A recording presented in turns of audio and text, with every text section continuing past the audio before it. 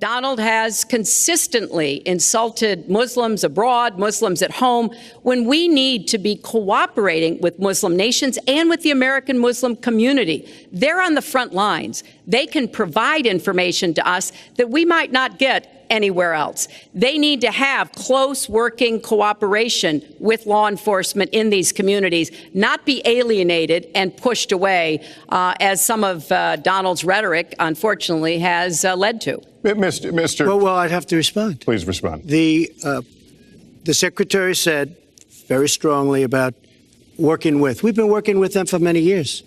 And we have the greatest mess anyone's ever seen. You look at the Middle East, it's a total mess. Under your direction to a large extent.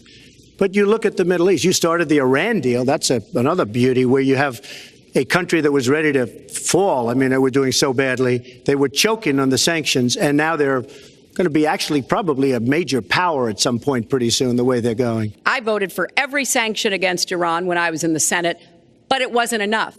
So I spent a year and a half putting together a coalition that included Russia and China to impose the toughest sanctions on Iran. And we did drive them to the negotiating table.